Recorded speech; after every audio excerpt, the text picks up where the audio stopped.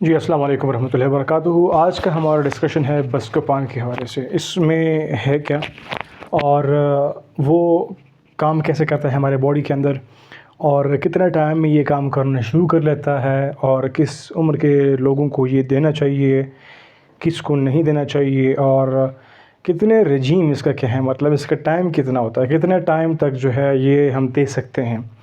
और इसी के साथ साथ इसके साइड इफ़ेक्ट्स पर भी हम थोड़ा सा बात करेंगे, ठीक है। तो पहले बस्कोपान के अंदर जो एक्टिव इंग्रेडिएंट है वो है हायोसिन ब्यूटाइल ब्रोमाइड। ये काम कैसे करता है पहले हम समझेंगे ये वाला हिस्सा। हमारे बॉडी के अंदर कुछ मसल्स होते हैं जिसको बोलते हैं skeletal muscles, smooth muscles, cardiac muscles. ये सारे कंट्रोल होते हैं by mean of nervous system, ठीक है। और नर्वस सिस्टम के हमारे पास 3 हिस्से होते हैं, उसमें से मैंने सिर्फ कुछ 2 को जिक्र किया है। एक है ऑटोनोमिक और एक है सोमैटिक।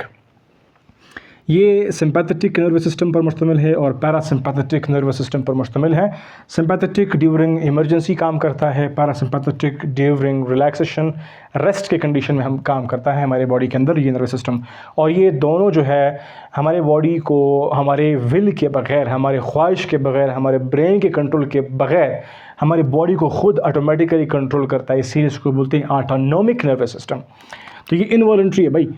फिर एक हमारे पास है सोमैटिक नर्वस सिस्टम। ये वो वाला हिस्सा है नर्वस सिस्टम का जो हमारे विल पावर के अंदर है, मतलब मैंने मार्कर पकड़ना है और लिखना है, चीज़ों को उठाना है, रखना है, तो जो ये जो कंट्रोल हो रहा होता है, ये जो मैसेजेस का सिलसिला चल रहा होता है नर्वस सिस्टम का, इसको सोमैटिक नर्वस सिस्टम कंट्रोल कर रहे होते हैं। अभी हम आएंगे पैरासिम्पैथेटिक नर्वस सिस्टम को थोड़ा सा एलेबोरेट करें, क्योंकि हमारा बस्कोपान यहीं पर ही काम करता है। हमारी पैरासिम्पैथेटिक सिस्टम जो है वो हमारे स्मूथ सिस्टम को, स्मूथ मसल्स को इसकी जो सप्लाई होती हैं वो क्या करता है, वो सिग्नल देता है हमारे मस्कुलिनिक रिसेप्टर्स को।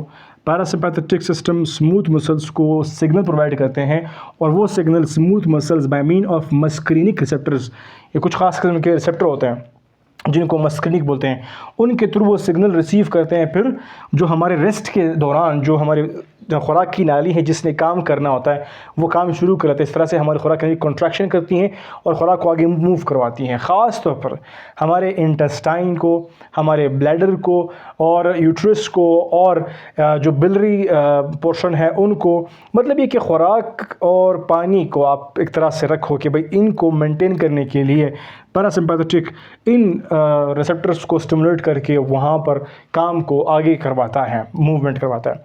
तो इस दौरान क्या होता है कि हमारे इंटेस्टाइन की अगर हम बात करें या फिर बात करें यूट्राइन कंट्रैक्शन की या फिर बात करें इरिटेबल बाउल सिंड्रोम की या फिर बात करें हम लोग जो हमारा बिलरी कॉलिक है, दर्द है उसकी, तो वो कैसे होता है, सिग्नल पैरासिम्पैथेटिक भेजता है कि भाई आपने मसल्स कॉन्ट्रैक्ट करने हैं। मसल कॉन्ट्रैक्ट हो जाते हैं लेकिन उस कॉन्ट्रैक्शन के बाद वो फिर रिलैक्स फ़ौरन सही नहीं होते, फौरी नहीं हो जाते, थोड़ा सा टाइम लगता है। इस टाइम हमें फीलिंग होती है पेन की या फिर अनइजीनेस की फीलिंग होती है, इनकम्फर्टेबल हम फील करते हैं।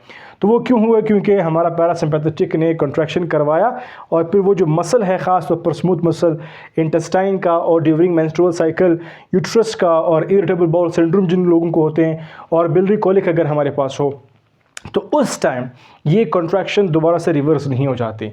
तो इस तरह से क्या होता है, हमें पेन और अनइजीनेस फील होती हैं।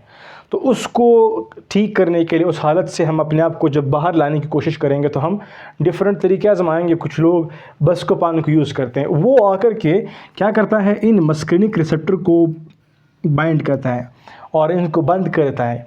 जो पैरासिम्पैथेटिक की सप्लाई है, ये बस्कोपान इस पैरासिम्पैथेटिक नर्वस सिस्टम की सप्लाई को मसल से रोक लेता है। कहाँ पर, ख़ास तौर पर मस्कुलिनिक रिसेप्टर्स पर।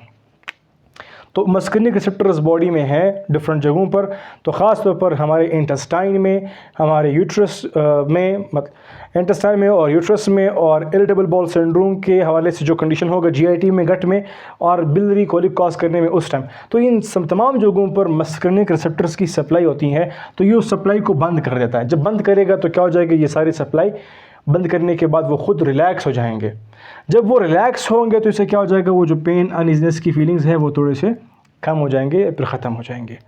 तो इस तरह से बस्कोपान जो है वो हमारे पेट का जो मरोड़ है जिसको हम कहते हैं, या फिर मेंस्ट्रुअल साइकिल के अंदर जो क्रैम्प्स होते हैं, और या फिर इरिटेबल बाउल सिंड्रोम के अंदर जो मसला होता है पेट में, और इस तरह से बिलरी कॉलिक जो होता है, तो उनको कम करने में हेल्पफुल रोल प्ले कर लेता है। तो ये बस्कोपान का काम हुआ। अभी हमने किन लोगों को ये देना है और किन को नहीं देना।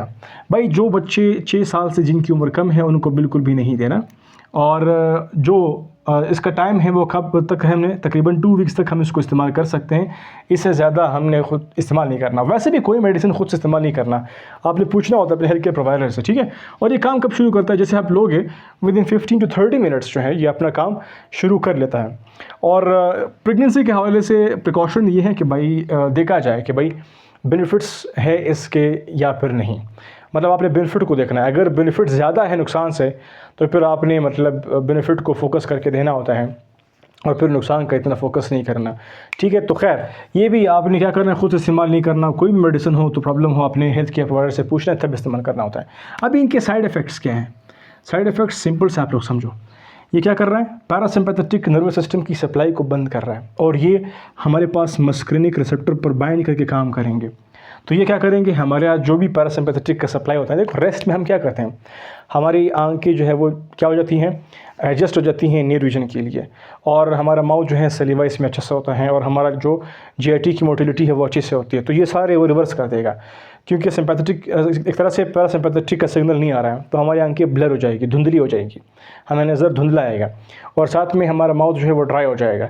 हमारा जो जीआईटी है देखो इसको रिलैक्स कर रहा है, कॉन्ट्रैक्शन नहीं करवाएगा, तो वो जो आगे का प्रोसेस है वो कम हो जाएगा, और बाद लोगों में कॉन्स्टिपेशन कब हो सकता है इस तरह। और इसी तरह से जो है यूरिन अगर किसी का पास नहीं और उसको ये कॉन्ट्रैक्ट नहीं कर रहा है ना, रिलैक्स करेगा, तो जो यूरिनरी हमारे पास रिटेंशन है ये भी कॉज कर लेगा, मतलब यूरिन मसाने में ठहर सकता है, कॉन्स्टिपेशन यूरिन मसाने में ठहर सकता है, और ड्राई माउथ हो सकता है, ब्लड विजन हो सकता है।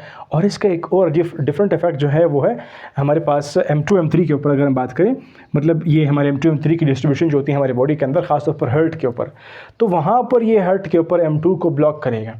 तो वैसे भी M3 M2 दोनों के ऊपर इसने काम करना होता है, वहाँ पर M2 के ऊपर, बाकी जो जगह वहाँ पर M3 की बात होगी, ठीक है। तो यहाँ पर मैंने पहले M2 का जिक्र किया।